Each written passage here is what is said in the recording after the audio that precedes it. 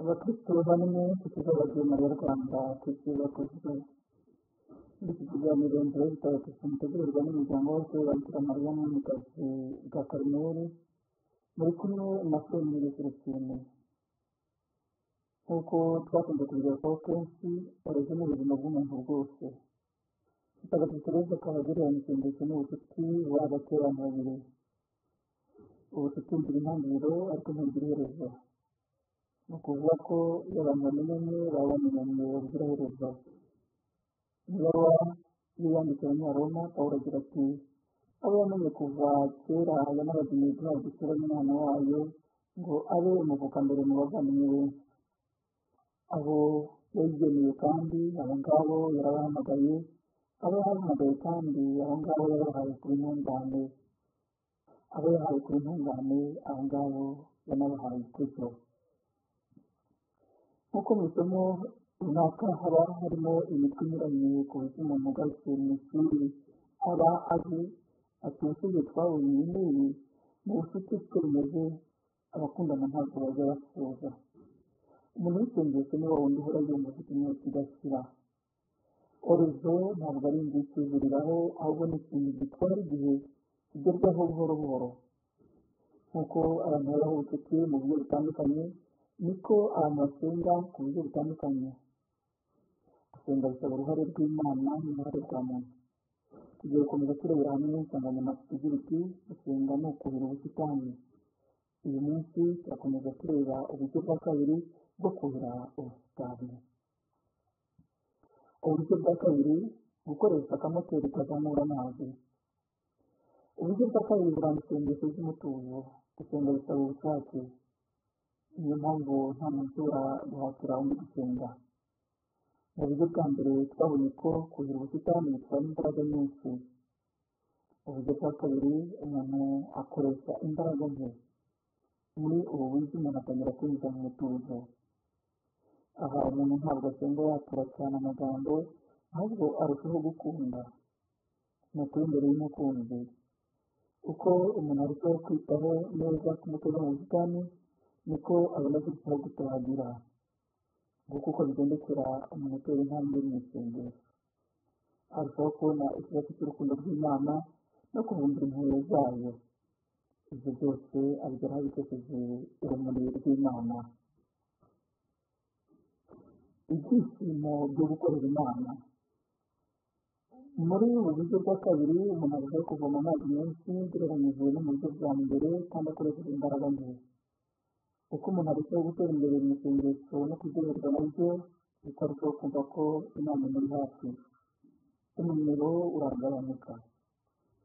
Ntabwo biba bikiri ngombwa ko akora akaruhuka. Ni igihe umuntu aba atangiye kumva anezerewe n'ikiruhuko. Ni uburyo Mutagatifu Tereza agereranya n'isengesho ryo kwisuganya, aho umuntu atangira kuryoherwa n'iby'ijuru. Yakoresha imbaraga zingana gute, ntabwo umuntu aba ashobora kubona ku bwende bwe ibyo yabonaga kugeza ubu. Uruhare rw'Imana rutangira kwigaragaza. Icyo umuntu akora ni ugutangira. Iyo amazi ageze hejuru ku butaka, biba byoroshye kuyabona kurusha ubwo uyakuraga mu iriba. Gusenga bitangira koroha kandi bikamara igihe kirekire. Gusenga ntibitera umunaniro. Umuntu akumva asa nk'uri guhoza amarira. Aho yumva uri kure y'ibintu byabibabazaga, kandi ugatangira kugira ubumenyi bw'ibyishimo by'ijuru. Ibyo byishimo nibyo bituma ikura mu migenzo myiza, kandi bikayegereza ku isoko y'imigenzo myiza yose. Iyo soko ni Imana. Imana itangira kwigaragariza roho, kandi igasoza ko roho imenya uko iyigaragariza. Iyo roho igeze aho ngaho ntiyongera kwifuza ibintu byinshi ndetse no kubimenya, ahubwo ibona neza ko ayo mahoro ifite atari ayo kwishyirana. Byongeye kandi ko nta bukungu, ibihangange, ibyubahiro bishobora kuyiha ibi byishimo, kuko Imana yonyine niyo kwishima kwayo. Ibyo umuntu yakora byose, kwigomwa, gusenga n'ibindi bikorwa, niba Imana idashatse kuduha ibyo byishimo, ibyo byose bihinduka imfabusa. Icyo Nyagasani aba ashaka ni ukumvisha roho ko iri hafi yayo ku buryo idakeneye kuyohereza intumwa. Roho ubwayo ishobora kuvugisha Imana bitabaye ngombwa kuzamura ijwi, kubera ko iba iri hafi bihagije ko roho ibumbura umunwa Imana ikaba yayumvise. Umuntu yakwibaza ikibazo, none se niba Imana iba hafi yacu kandi ikabitwumva, ni kuki umuntu agomba kuvunika? Ese Imana ibigamije nk'uko Mutagatifu Tereza w'Avuila abitubwira, ni uko iba yifuza gutangira gukorera muri roho yacu ku buryo bwihariye ikintu gitera ibyishimo by'imbere n'iby'inyuma cyangwa kandi ikanumvikanisha itandukanirizo riri hagati y'ibyishimo by'isi n'ibyo byishimo itanga. Ibyo binyotera biza kugira icyuho kiba cyaratewe n'icyaha. Ibyo byishimo bibera imbere muri roho, gusa roho ntabwo iba izi aho byaturutse n'ukuntu iba yabibonye. Umuntu ntashobora gusobanura ibyiza by'Imana. Akenshi roho ntiba izi icyo igomba gukora, kwifuza cyangwa gusaba. Ni nk'aho iba yaboneye icyarimwe ibintu byose, ariko ntabwo iba izi icyo yabonye. Nta muntu ushobora gusobanura ingabire z'Imana. Imana niyo iha umuntu uburyo bwo kuvuga ku byiza byayo. Umuntu atamurikiwe n'Imana, kabone n'ubwo yaba amaze imyaka myinshi asenga, ntashobora kuvuga imvugo y'Imana. Bisa nko kuvuga icyarabu umuntu atarakize. Birushaho kuba byiza iyo umuntu avuga kuri rezo cyangwa ku isengesho aribaho. Igihe cy'ubuvuga n'Imana yivugira ubwayo. Ibyo byose Imana itangira gutanga, rero ntabwo bisobanukirwa kandi ntibizi ukuntu yakwitwara. Niba rero Imana ibinyujije mu nzira yo gutinya kandi ntihure n'umuntu wayumva, izahangayika. Kugera kuri ibyo byiza umuntu adafite umufasha ni ikintu kigorana. Ugukura kw'ibiti byo mu busitani. Gusenga ni ukuhira imbuto zo mu busitani.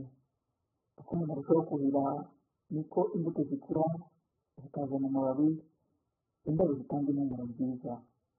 Twibuke ngo se Tereza agireranya roho ye mu busitani, aho Nyagasani aza gutemberera. Nyagasani niwe utuma impumuro iva mu ndabo yiyongera. Imana niyo ikuza muri twebwe imigenzo myiza. Indabo umuntu yazigeranya n'imigenzo myiza. Umuntu ukura mu isengesho agenda akura no mu migenzo myiza. Imana niyo irambye cyangwa igatema ibyatsi bibi, hanyuma igakuza ibyiza, kuko hari igihe ubusitani buhingana bugasa nabi. Hari igihe kigera amazi yuzuraga ubusitani agakama. Ni igihe umuntu agahoka ku migenzo myiza yakoraga. Umunyabusitani yibwira ko yaruhiye ubusa yita ku busitani. Aba ari igihe rero cyo kumenera no kubagarira imbuto, kurandura ibyatsi bibi kugeza ku mizi. Igihe kandi cyo kumenya ko imbaraga zacu zidahagije, igihe Imana itwara amazi y'ingabire zayo no kwiyitaho gake. Nibwo rero umuntu agera ku kwiyoroshya nuko noneho indabo zikongera zikarabya bundi bushya. Impuhwe z'Imana. Ubusanzwe igitabo cya Mutagatifu Tereza yita igitabo cy'ubuzima, yashaka kucyita igitabo cy'impuhwe z'Imana. Nk'uko bivugwa n'intambwe y'icyo gitabo, Mutagatifu Tereza yifuza kuvuga ibyiza Imana yamukoreye, imukura mu rwobo ku mpamvu y'ibyaha yakoze. Mu kundekera uburenganzira busesuye, banegetse cyane ku buryo bwanjye bwa burezo ingabire Nyagasani yampundagazeho. Bari kwifuza ko bandekera uburenganzira bwo kumenyekanisha ku buryo buboneye kandi burambuye ibyaha byanjye bikaze n'ubuzima bwanjye buteye impuhwe. Kuri njyewe byari kuba ari uguhoza gukomeye. Nyamara barabyanze kandi bahegeka kutagira icyo bivugaho cyane. Ku bw'ibyo ndasaba ko kubera urukundo rw'Imana bazasoma inyandiko kutibagirwa na rimwe ukuntu ubuzima bwanjye bwari bwarononekaye cyane, kugeza aho mu batagatifu bakoze ku Mana nta n'umwe mbona ushobora kumpurira. Uko mbibona kuri bo, Imana irahamagaye ntibongeye kubigamira. Njyeweho sinahindukaga mubi gusa, yimenyereza ukuntu iteka gukora ibishoboka byose kugira ngo ntakire ibyiza Imana yangeneraga. Umuntu yakumva ko adategetswe gukora birushijeho no gukora uko ashoboye kugira ngo arangize icyo agomba gukora. Ubwo buhamya bwe nibwo bushobora gutuma twumva impamvu Tereza yibanda ahanini ku mpuhwe z'Imana. Kuri we kurenza impuhwe z'Imana ni ukuratura Imana amwigaragariza utitaye ku byaha bye. Imana ibana nawe mu buzima bwe, nta na rimwe Imana imutererana.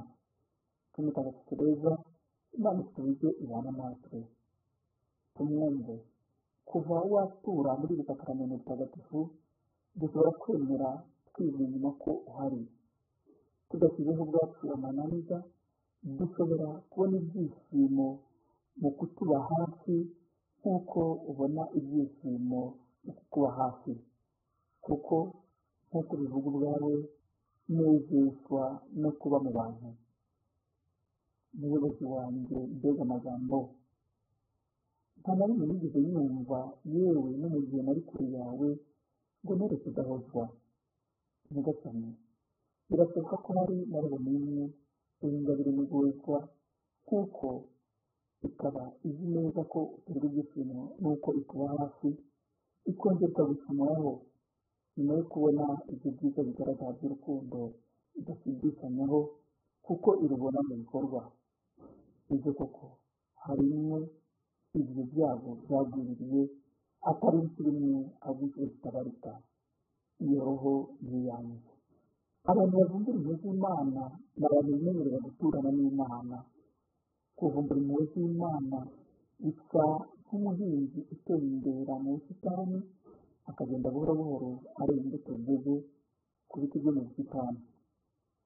Iyo umuntu adashoboye ngo afate igihe, ntabwo azibona. Aha abazi iby'ubuhinzi nibo bashobora kumva iyi mvugo turimo gukoresha.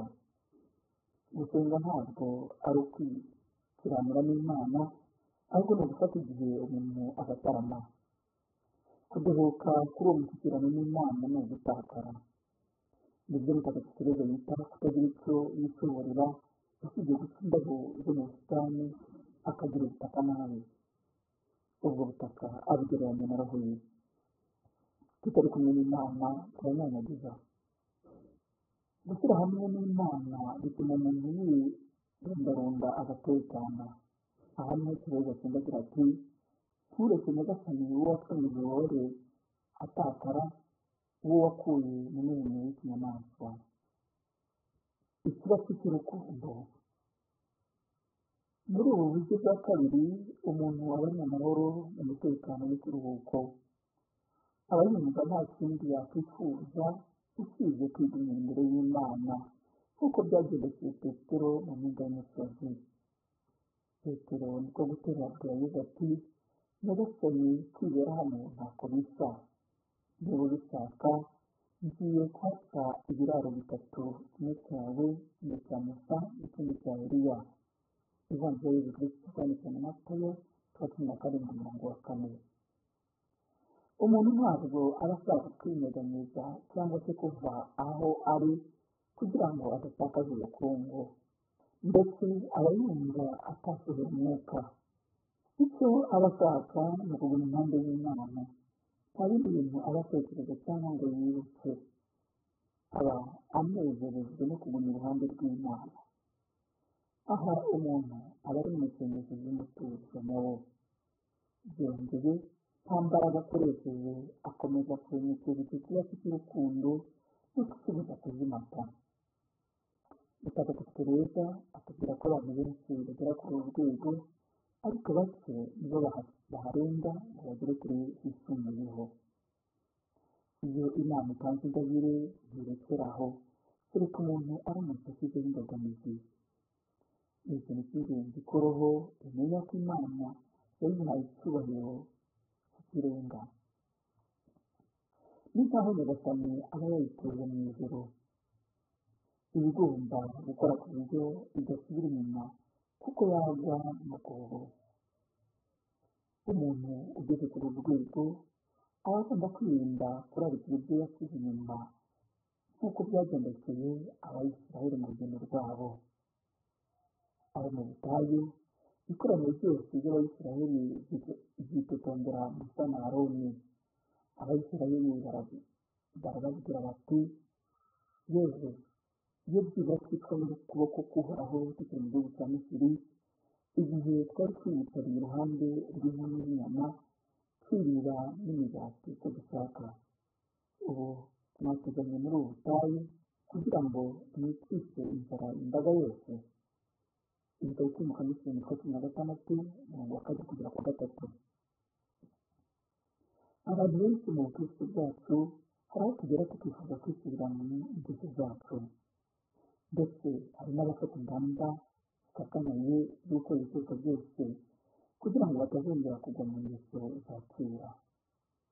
Akenshi iyo umuntu yafashe icyemezo nk'icyo akongera akagwa, usanga yishyiriye akava amahoro, ndetse bamwe bikaviramo gucika intege no kudohoka mu kwemera. Mutagatifu Tereza agira aduha inama, niba umuntu aramutse aguye kubera intege nke ze, kubera ikibi cyangwa se kamere yamunzwe, icyo asabwa ni ukwiyumvisha ibyiza yatakaje yihana. Umuntu nk'uwo ataramutse akomeza isengesho kikarushaho gufata ubukana. Ukuganya ko kwaba ari ukureka inzira iba yaratumye umuntu abona ubwo bukungu. Icyo umuntu yasaba iyo roho ni kutazongera gucumurira Imana. Gusa mu buryo bwumvikana, iyo umuntu yatangiye kugera ku byiza nk'ibyo, byakabaye byiza yirinze uko ashoboye kose gucumura. Nyamara ariko icyaha kiri muri kamere yacu. Nta na rimwe dushobora kuvuga ko tudafite icyaha, kuko gukurikira inzira y'ubutagatifu ntibivuga ko umuntu atakoze icyaha. Icyo Tereza asaba abantu nk'abo ni ukutareka isengesho cyangwa uburezo. Ni muri uburezo umuntu afungukira amaso, Imana ikamuha ingabire yo kwishyiriraho n'imbaraga zo kuganduka. Umuntu witandukanya n'isengesho aba ari kwikururira icyago. Iyo orezo ni nk'ikibatsi cy'urukundo rw'Imana Nyagasani aba atangiye gukondeza muri bo.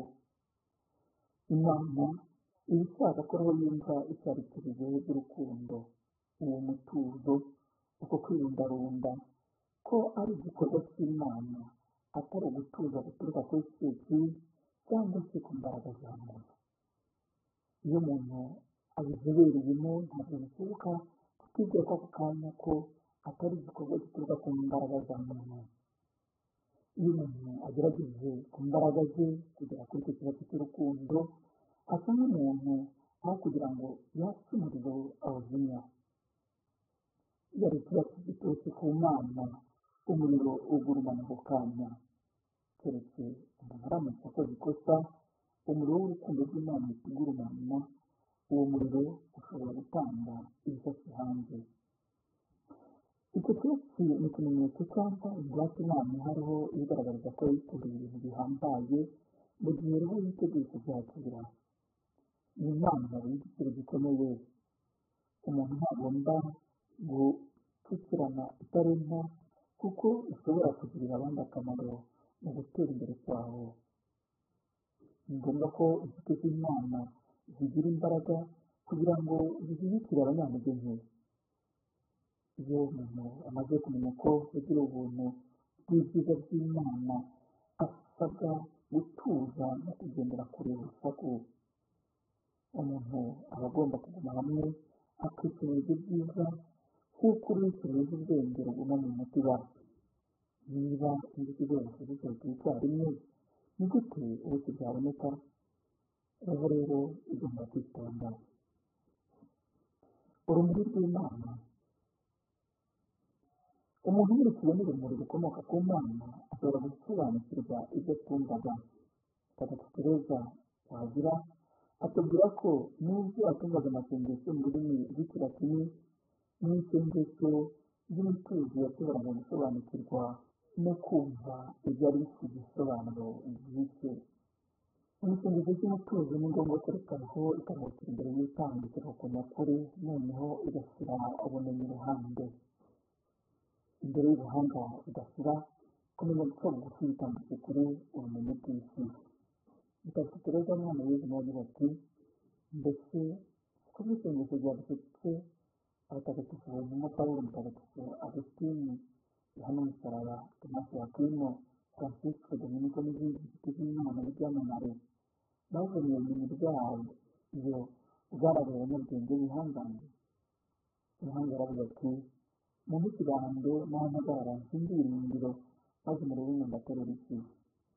Icyo Arikimedi ntiyashoboye kubikora kuko igitabo cye kitakizaga ku Mana aho cyari kigamije ibintu gusa. Abatagatifu bo bakibonyeho igisagirane. Ibyo byose bahawe bishingikiriza imyiringiro, inkingi y'ibigamiye n'ubwe we wenyine. Uko umuntu agiye gutera imbere mu isengesho bikorwa cyane rumurikira ubwenge bwe.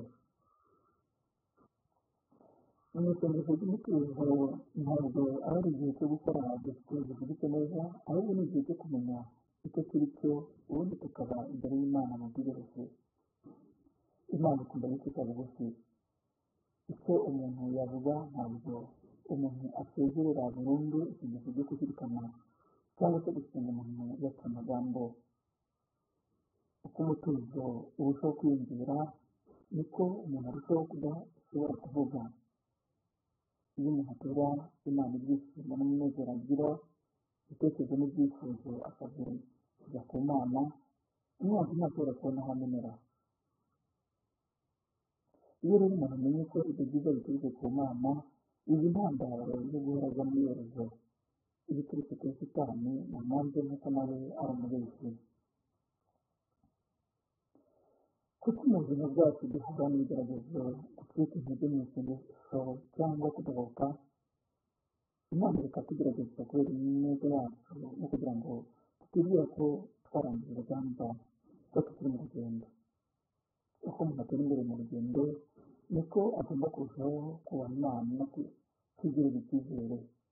Kutigirira icyizere ntibivuga kwiyanga, ahubwo no kurushaho kwiringira Imana. Bibaho rero ko abantu bateye imbere mu isengesho bahura n'ibigeragezo.